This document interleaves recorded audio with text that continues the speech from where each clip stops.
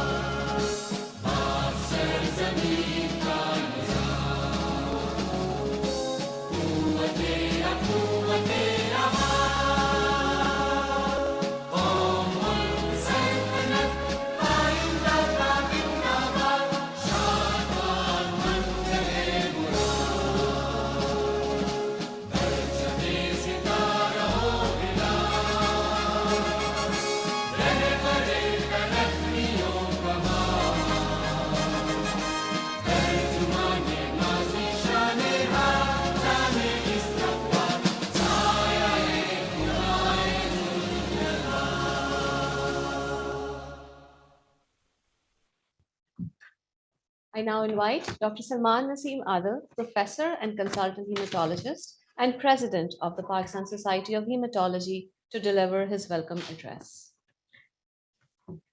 Bismillah Rahman Rahim. Dear colleagues in Pakistan and abroad, Assalamu alaikum and a very good morning. It is a matter of great pride for me that on behalf of the Executive Committee of the Pakistan Society of Hematology, I welcome you all to this 24th annual PSH conference. We will start this conference on a somber note. In fact, to condole the death of our very active members of Pakistan Society of Hematology.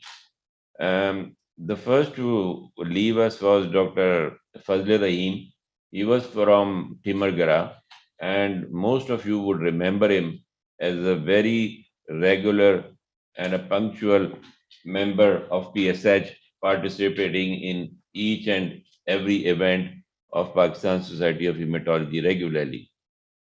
He unfortunately died of COVID complications. Then Dr. Tariq Shafi, most of you would remember, he was working as a consultant hematologist in the UK and has actively participated physically in the PSH meetings. And he was very helpful, in fact, in placing our colleagues, our young colleagues in the UK. and he also unfortunately died of COVID. Very recently, one of our very active members, Dr. Tahir Shamsi, unfortunately left us, and he died of a massive intracerebral hemorrhage. Let's all offer Fatiha for the departed souls. Through this PSH platform, we offer our sincere condolences to the families of all our deceased members. Unfortunately, the COVID challenge continues, and we are forced to hold this conference as a virtual meeting this year as well, like the past year. However, we have managed to create three hubs so that people can come and join as groups, and members who have connectivity problems at home may come to these hubs. One of these hubs is where we are sitting at the Aga Khan University Hospital. The second hub is at the AFBMTC at Rawalpindi, and the third hub is at the Chughtai lab in Lahore. And we are thankful to General Kamar at the AFBMTC and Dr. Aisha Imran at the Chughtai Laboratory Lahore for arranging these hubs for our conference. Um, my thanks to the executive committee who has worked very actively the entire last year, and we managed to have a number of webinars. In fact, to start with, we took over in March, and the same month we started with the webinar on DLBCL, followed by diagnostic challenges in in lab hematology in May. Then many of our members were participants at the ASH live reviews, which was held for the first time in Pakistan in August this year. Then another webinar in August on venous thromboembolism. Then again, many of our members participated as speakers, chairs, and moderators of at the Hope Asia conference, which was held on 10th and 11th of September in 2021. Then we had a webinar on allogeneic stem cell transplantation in high-grade lymphomas in September. In October, we had a webinar on benign hematological disorders. And most of these webinars were largely attended, and most of them had participation of more than 150 people. We hope to continue, inshallah, our academic activities after the PSH planner, after the PSH conference, and the planner will be shared with you soon for 2022. As you know, the organizing of the conference needs a lot of effort and hard work. I would start by thanking Chairman of Organizing Committee, Dr. Muhammad Sharik, and Chair Scientific Committee, Dr. Bushra Moiz. In fact, Dr. Bushra has worked immensely to draft an extensive scientific program, and despite her recent health challenges, has been active till the last moment to give the final touches to this conference.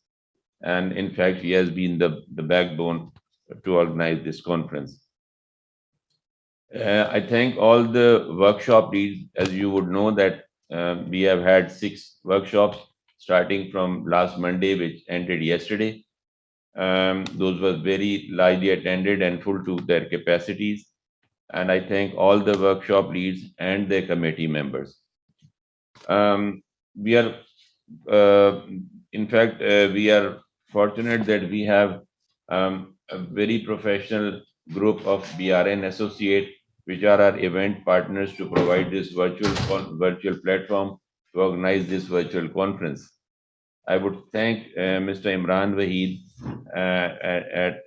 in Rawalpindi, who is the coordinator of Pakistan Society of Haematology, and Ms. Gulshan at the Aga Khan University, who have been active in organizing this conference.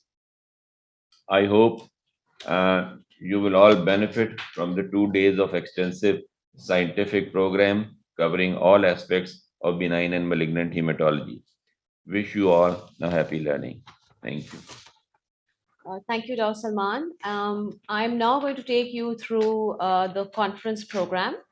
Um, Starting off with the abstracts, we had received an immensely huge amount of abstracts, about 108, of which we put 17 for free paper presentations. You heard quite a lot of them today from 8 to 9, and you will be hearing more tomorrow, again at the 8 to 9 session. And the rest are converted to poster presentations, and they're live at the virtual platform. And you can all go and have a look at that. Our conference program, before which I'm going to speak on the workshops. Like Dr. Salman said, there were 6 workshops that occurred during this last week, very well attended and very much appreciated. We thank all the participants and, of course, the workshop leads and co leads with their names displaying in the presentation. Starting off with the program, so today and tomorrow we have a jam-packed PSH annual conference program. We are finished with the Young Investigator WAS session in the morning, and right after the inaugural, we are going to start off with our Ibn-e-Sina lecture.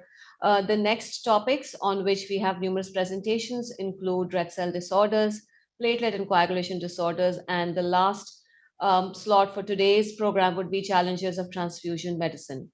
Tomorrow, again, we will kick off with the Young Investigators Award session, which is going to be an hour long.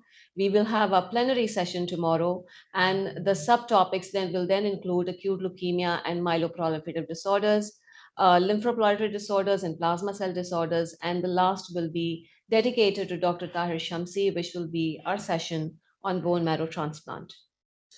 With this, I will now move on to the Ibn-e-Sina lecture, which will kick off PSH's 24th annual conference of the Pakistan Society of Haematology. Our Ibn-e-Sina presenter for HemeCon today needs no introduction. Dr. Khalid Zafar Hashmi is the founding members and past president of the Pakistan Society of Haematology. Dr. Hashmi has laid the foundations of hematology training, services, and academics in Pakistan. His contributions to hematology remain unmatched. His trainees, who are now esteemed faculty, now hold many positions at national and international level.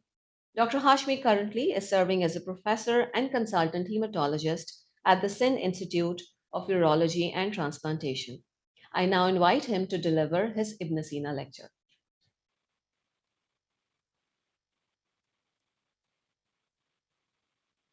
Bismillah ar-Rahman ar-Rahim. Assalamu alaikum, my dear colleagues.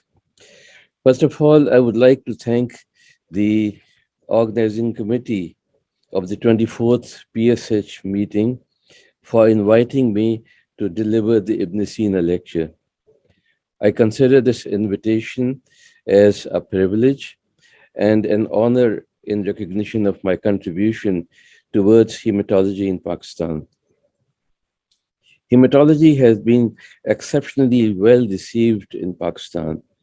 Many young medical graduates have taken it up as a career. They have kept up with the development and advancements in the field, and we look forward to a bright future for these young doctors. I started practicing hematology somewhere back in 1978-79 when I was appointed as a consultant hematologist at the Hope Hospital, University of North Manchester, UK, before moving to Pakistan in the mid-80s. I had found hematology as a fascinating branch of medicine where I could see the patient and examine the diagnostic material as well. This helped me keep the patient in my proper perspective while managing his illness. When I was asked to choose a topic for the Ibn-e-Sina lecture, I decided to visit my professional roots and find out how hematology started, how it blossomed, and how its fragrance spread from far and wide, attracting so many young medical graduates and shaping up their future. What I'm going to do is, it's a long subject. I obviously cannot cover it in a short span of time, but I will share with you the importance of blood, which is at the epicenter of hematology. It will be impossible to cover all the aspects of this fascinating field, but I hope I will be able to arouse your enthusiasm and interest in hematology.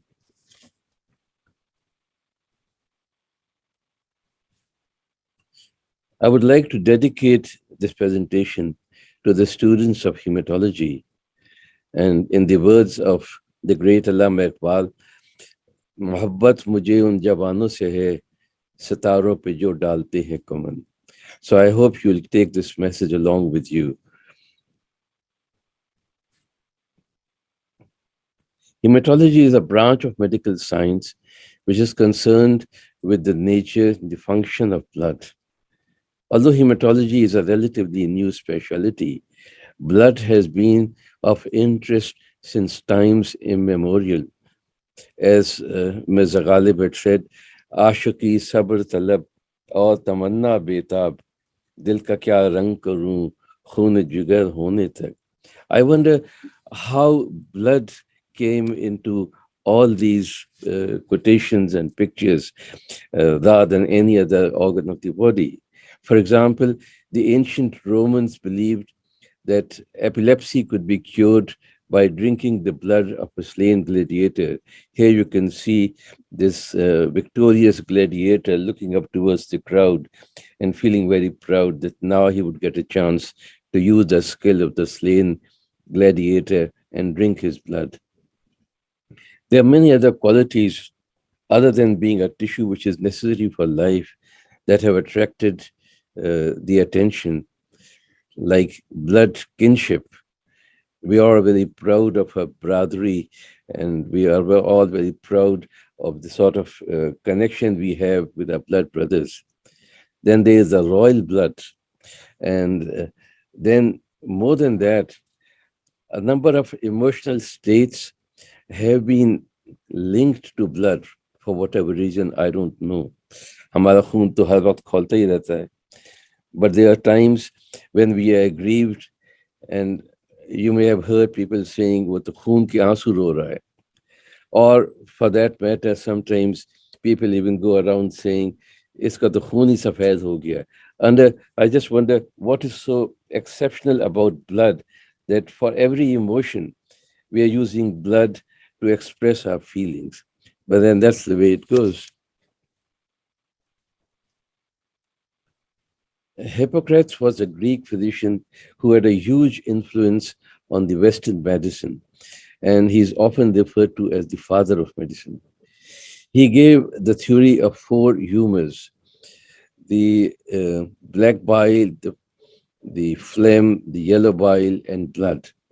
And it was thought that imbalance between these humors cause disease, and therefore removing small quantity of blood might restore the balance to a sick individual.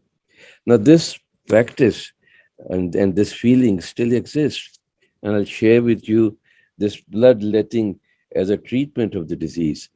The records show that more than 3,500 years before the birth of Christ, this practice was prevalent in many places: Egypt, the Chinese, and the Middle Eastern countries. Surprising enough, it is a practice known as hijama, which is still in vogue here in our country. And if you see in this slide, there's a whole set, the apparatus, which is used for the cupping.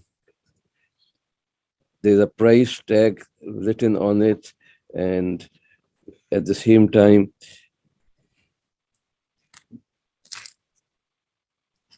and you can see the telephone number that you can contact. 'Cause- okay. And you see the number of centers which are available for providing this treatment. And this is a short list from Karachi. Exciting enough, on the right side, you see a person's name here who has a qualification, and I didn't know that, maybe you do, that he holds a diploma in psychology and he's a certified hijama by the CPSP. I wonder if the CPSP actually knows about that sort of a thing. Were we aware of some genetic links with blood? I think we were. If you look at the historical book of the Jews called Talmud, they described a bleeding disorder which occurred only in males and which was transmitted by apparently normal females. Hence, although circumcision was advocated for all male children, this decision could be waived if two brothers had bled abnormally after circumcision and had died. Now we know that we are talking of hemophilia. Another interesting fact, circumcision was advised to be done after the eighth day of birth. And we know that vitamin K deficiency at birth is usually physiologically corrected after 8 days. So, although we didn't know much about the background, but the link between blood and genetics was registered. Here we see Pythagoras. He is best known for his eponymous theorem in geometry. He also contributed to hematology. He and many others were familiar with the disease called favism. Favism is caused by consumption of the fava beans, which in certain patients can lead to death. And now we know the genetic basis for the enzyme G6PD deficiency, which was not unraveled till the 20th century. But Pythagoras had forbidden his followers to eat bean. Let's turn towards the Islamic Golden Age. Um, Islam had contributed a lot towards science, but unfortunately, we are simply resting on our laurels, giving up all further work, and this is rather unfortunate. The Islamic Golden Age usually is said to date from the 8th to the 16th century. Under the Abbasid Caliphate, Muslim scholars had access to Greek, Egyptian, Persian civilization, and they were aware of many things that the West only came to know in the late Middle Ages. The development of the scientific methods in the Arab world occurred in the time which preceded the Enlightenment by hundreds of years. Most of the influential centers for learning were located in Baghdad, Damascus, and Cairo. Two gentlemen I would like to mention. Ibn-e-Sina, 980 to 137, he was a Persian polymath. Of the work that he had done, his most famous works were the Book of Healing, a philosophical and scientific encyclopedia, and the Canon of Medicine, a medical encyclopedia which became a standard medical textbook at many medical universities and remained in use till as late as 1650, which was for nearly 500 years till after his death. The other gentleman, Ibn al-Nafis, 1213 to 1288, he was an Arab physician. He studied medicine in Damascus and he was attached to the Mansouri Hospital in Cairo. Ibn al-Nafis described the pulmonary circulation and suggested the importance of blood oxygenation. He also described how blood was mixed with air in the lungs and passed to the left side of the heart to be pumped to the tissues of the body. Seeing is believing. Hippocrates said that you may think you know something, but until you do it and you practice it, you are not really sure whether you actually know it or not. The thing which made a difference for us was the invention of the microscope. Zacharias Lanson and his son Hans, both from the Netherlands at the end of the 16th century, invented the microscope. This was further improved upon by another person from the Netherlands, Anton van Leeuwenhoek. He improved the microscope and he was the first to see and describe bacteria, yeast, and circulation of blood corpuscles. He presented his findings at the Royal Society and the French Academy of Science. But as often happens, all great discoveries are treated with some sort of sarcasm. He was greeted with laughter and sarcasm. Later on, successive workers in Italy, England, and Germany improved the lens technology, and now a compound light microscope is an integral part of all laboratories. Okay, I'll turn to another very fascinating and very important topic, the blood transfusion service. The era of enlightenment may have ushered with Rene Descartes or with Isaac Newton in 1688, but the written description of circulation of blood by William Harvey opened the floodgates of scientific research and discovery. Harvey was influenced by the previous work of Ibn al-Nafis and others, and he has suggested that heart acted as a pump that propelled the blood around the body and that it returned to the heart via a system of one-way valves. Then the experiments of Richard Lower, who was a surgeon at Oxford, stimulated the progress of blood transfusion. Blood was being transfused from animal to human and from human to human without much knowledge. Obviously, this ended up with many disasters till the church stepped in and banned blood transfusion service. And blood transfusion was banned for more than 150 years when finally a Scottish obstetrician, James Blundell, stepped in. He was so concerned with the death that took place due to postpartum hemorrhages in young female that he decided to revive blood transfusion as a possible solution. On the right, you can see a diagram which depicts the apparatus he had designed for transfusion. He published an account of the first successful blood transfusion to a woman with postpartum hemorrhage in the famous journal Lancet in 1829.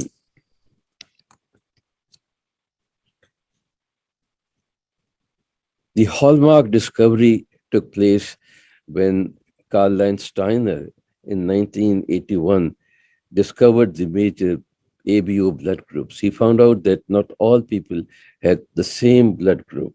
And then he grouped people into these four categories we now know as A, B, AB, and O. 6 years later, Ludwig Heckerton in Chicago recommended testing the blood groups of the recipient and the prospective donor and cross matching them before transfusion.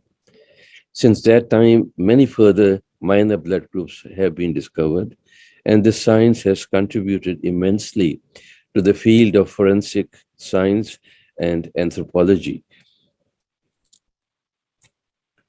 The next step was blood banking. In 1914, Albert Huston discovered that blood clotting could be stopped by the addition of sodium citrate, which is a calcium chelator.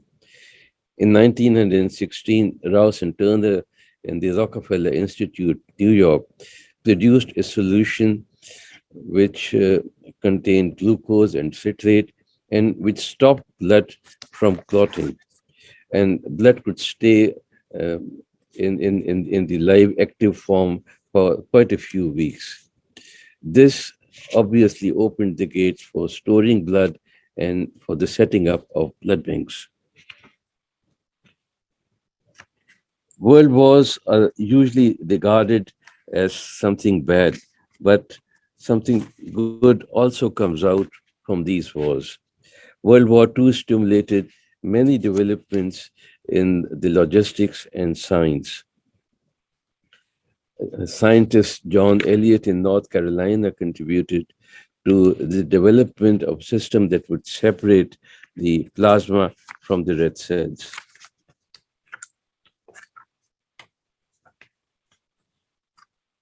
Previously, we used to have glass bottles for collecting blood.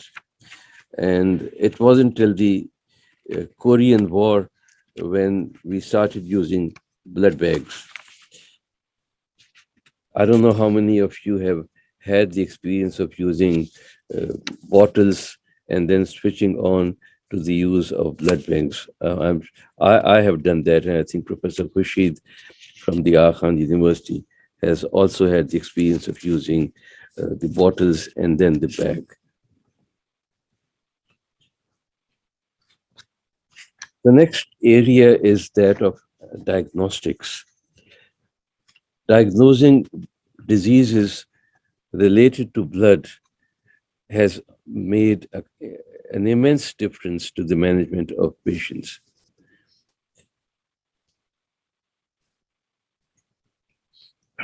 I'll take you through the role of technology in hematology. The full blood count is now an integral part of every patient's workup. The procedure that was done manually at that time included hemoglobin estimation. What you see here in this is this instrument called Sali's instrument. And in this instrument, you have these two red tubes which are colored and a central graduated tube. Blood was mixed with hydrochloric acid and then it was diluted with distilled water. And with the help of a glass stirrer, we kept on adding distilled water till the color in the central tube would match the color of the tubes on both sides. And then that would be known as the hemoglobin. This here is a hemocytometer. The hemocytometer uses a counting chamber called Neubauer's counting chamber, and this is it has a central area with a grid and squares in it, which is covered with a cover slip, and then you add diluted blood for the white cell count, platelet count, and the red cell count. There are different diluting fluids, and then you count the cells in the chamber in the squares that are marked with red, and you calculate and you derive the count, white cell count and the platelet count. We still use it in a lab when we are rechecking the platelet count by manual method. We teach our technician students to use this chamber for manual counts as well. But obviously, this was a very cumbersome, very tedious procedure and full of errors of various sorts. Until we reach this time, here we have the gentleman in front of you called Wallace H. Coulter. Wallace Coulter was an American electrical engineer, an inventor and a businessman who invented the automated cell counting technique. He visited a friend in a hospital once, and he happened to visit the laboratory where he found the technologist sitting at the microscope counting cells. And he wondered what could be done to make this process simpler. So he devised the Coulter counter, as we all know very well. The Coulter principle stated that particles suspended in fluid concurrent with electrical current, when pulled through an orifice, produces a change in the impedance that is proportional to the volume of the particle traversing the orifice. The pulse impedance originates from the displacement of the electrolyte by the particle. This reduced the analysis time of the blood, the cell count that was being done, from 30 minutes to 15 seconds. This technology has now evolved to use optical and laser methods, and accurate differentials of white cells, platelet and red cell counts, and reticulocyte counts can all be done automatically. And I think this one invention has made a tremendous impact on the diagnosis of disease and the management of these patients. So normally when we have a patient, we go through a process of diagnosis. We do a full blood count, and then we go through other processes. If there's an aberrant blood count detected, then we would do a cytomorphological examination and providing an initial diagnosis which is going to guide us to other diagnostic methods like cytogenetics, immunophenotyping, and molecular genetics to substantiate the result. Our well made and well stained blood film examination, unfortunately, is a dying art. If I were to be given a choice of using one method of making a diagnosis, I would certainly choose examining a peripheral blood film for that. Cytogenetics, karyotyping, chromosome banding analysis has long been used as a gold standard to identify cytogenetic abnormalities. The generation of accurate karyogram depends on the quality of captured metaphase and chromosomes after culturing. Then we have the other technique, which is called the fluorescence in situ hybridization FISH, which can show minor variation that karyotyping may miss. Then the polymerase chain reaction, gene expression, micro DNA sequences. These are all methods that lead us towards a diagnosis. Flow cytometer is an essential part of classification of hematological malignancies. Flow cytometer or immunohistochemistry measures the optical fluorescence characteristic of a single cell or part of the cell. Classification of leukemias and lymphoma is now deemed incomplete without the results of immunophenotype, which dictates the treatment of these patients. Now I take you to another area which I must admit is still mind-boggling for me, and that is the impact of artificial intelligence. What is artificial intelligence? Artificial intelligence is the ability of a computer or a computer-controlled robot to perform a task which is commonly associated with human intelligence. Human intelligence is based on a combination of many diverse abilities, whereas artificial intelligence focuses chiefly on learning, reasoning, problem solving, perception, and using a language. AI algorithms not only spot details that might escape the human eye, but they can also identify entirely new ways of interpreting these images. With the introduction of high throughput next generation sequencing in molecular genetics, the amount of available information is exploding, priming the fluid for the application of a machine learning approach. The goal of all approaches is to allow personalized and informed interventions to enhance treatment success, to improve the timeliness and the accuracy to diagnosis, and to minimize technically induced misclassification. So these are all focused towards making things better for the patient's diagnosis. And this is explained here in this diagram. Hematology can benefit substantially from this AI-based approach. It will reduce the workload, it will merge the knowledge of different experts and decrease the turnaround time and minimize the technically induced misclassification. AI-based clinical decision support systems could instill confidence in the inexperienced clinician, especially for morphology-based diagnosis. We now have digital morphology analyzers, and these analyzers are full of pictures, and you can simply go to that and match your picture and come to a diagnosis. However, there are challenges with artificial intelligence. Interlaboratory validation studies are necessary for successful application and transferability of machine learning models. Comprehensive guidelines must be established to ensure standardized methods, outputs that can be subsequently fed in these models. With all current devices, a skilled morphologist remains essential for cell reclassification and diagnostic interpretation of the blood smear. Okay, let me turn to now another exciting area, which is related to the bleeding and clotting disorders.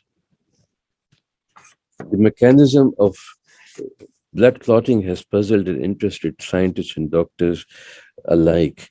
Hippocrates and Aristotle thought that blood was alive when it was in the body and it died when it came in contact with the air. Much later, William Harvey suggested that there was a fibrous mucin in the blood which contributed to the blood clotting. We know now a great deal about the process of blood clotting. You all know about the McFarlane's cascade theory of blood clotting, the formation of a fibrin mesh. Way back in 1791, a weekly newspaper in Massachusetts published the first report of a death from bleeding in a male, and most likely that patient had hemophilia.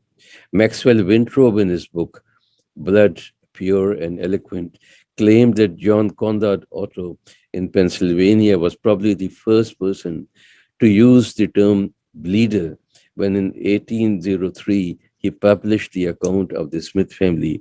Most likely that was a family with hemophilia. So that takes me now to hemophilia. What is hemophilia? It's known as a royal disease. Queen Victoria was a carrier of hemophilia, probably due to a spontaneous gene mutation.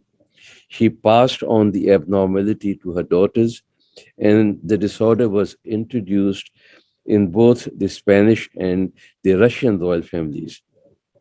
Now, this is of historical importance. In the Russian royal family, Alexis, who was the son of the Tsar and Tsarina of Russia, had severe factor IX deficiency, and he suffered agonizing bleeding episodes. His treatment by a gentleman called Rasputin. Rasputin was more of a rascal than a physician, who lived to exploit the illness of Alexis. And he would just sit there holding the leg or the arm and sort of give the impression that he was praying and causing healing. We all know that healing in that way was because of the alternative pathway being activated, and it was a time-related phenomenon. But the Tsarina became so convinced by his skills and his powers that she gave him an open access to everything in the palace. And obviously, he fell in dispute with most of the people, ended up with wars inside, and the end of the Tsar and the Tsarina era. And that is when we saw communism and socialism. And from there on, you all know the history. Bleeding disorder treatments for a long time, they have rested on the developments in the blood transfusion service.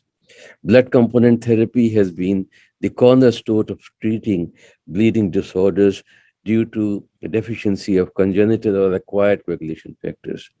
This replacement therapy has managed to stop bleeding episodes and prolong life, but without preventing complications or repeated bleeding into the joints and tissues.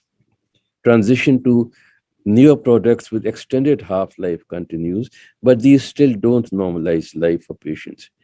Monitoring can be a concern due to increased clinical assay variability as well. Now is the era of gene therapy. Gene therapy for bleeding disorders, which is a correction of the genetic defect in genetically acquired disorder.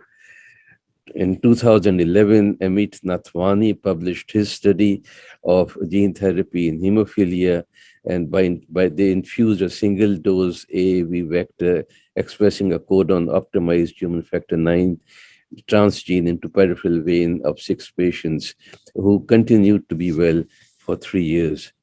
Gene therapy for hemoglobinopathies is on the horizon, and the first presentation in 2014.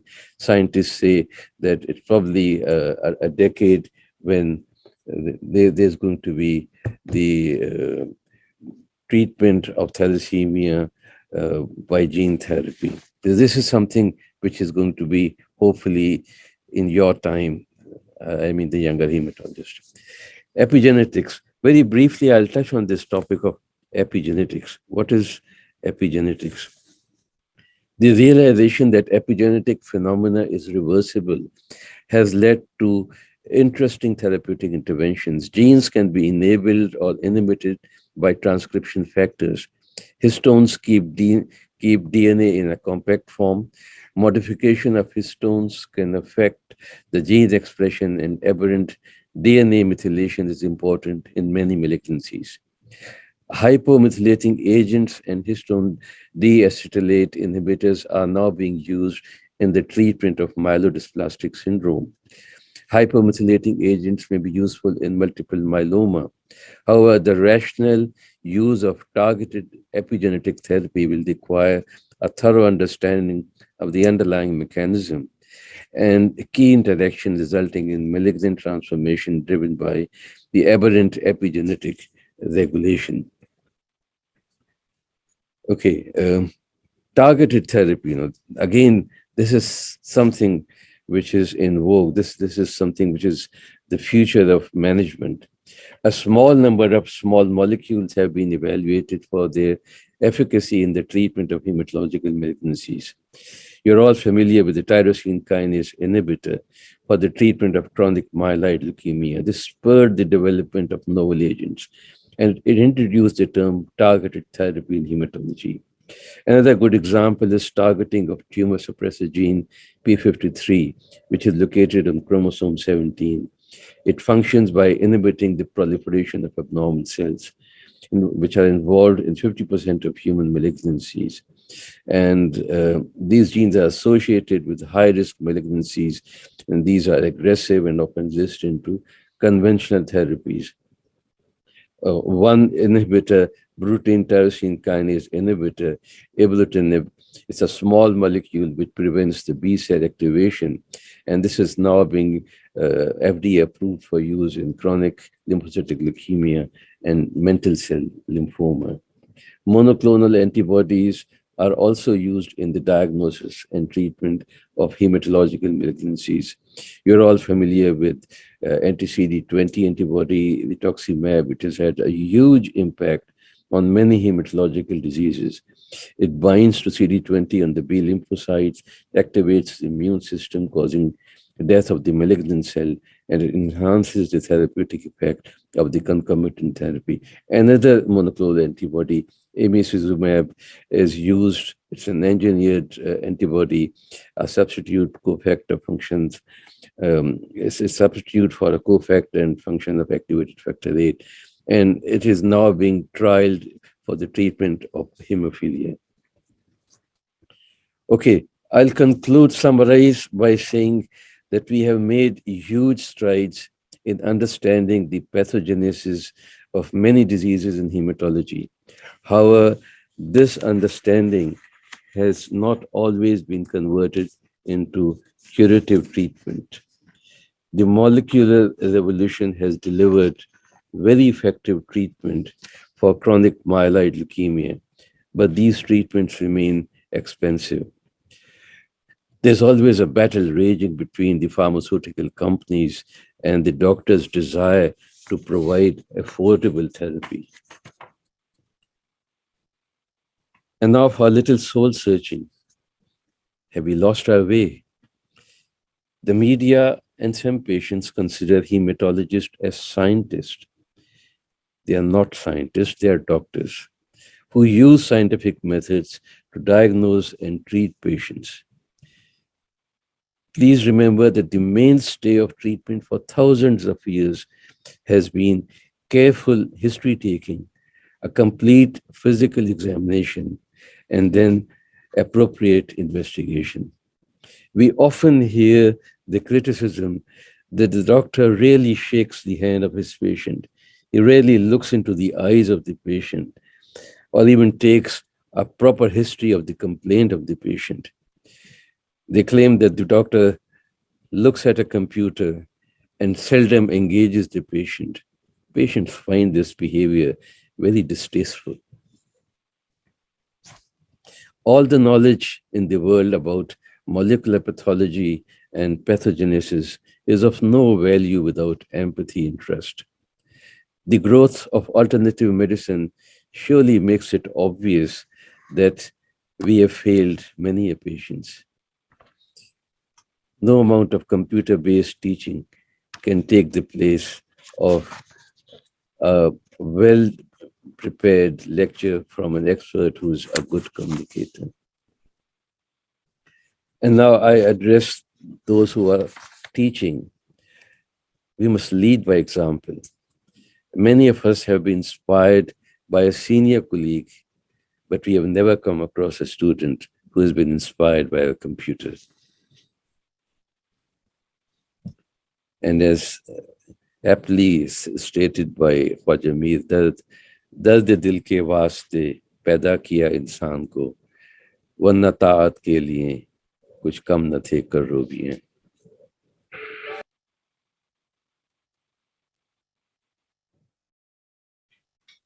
Thank you very much, Dr. Hashmi, for that exciting Ibn-e-Sina lecture and taking us through that journey of hematology. It was an eye opener and extremely interesting, and a perfect start to our conference. To all our viewers, we are going to take a short break, and our next session is going to start exactly at 10 a.m.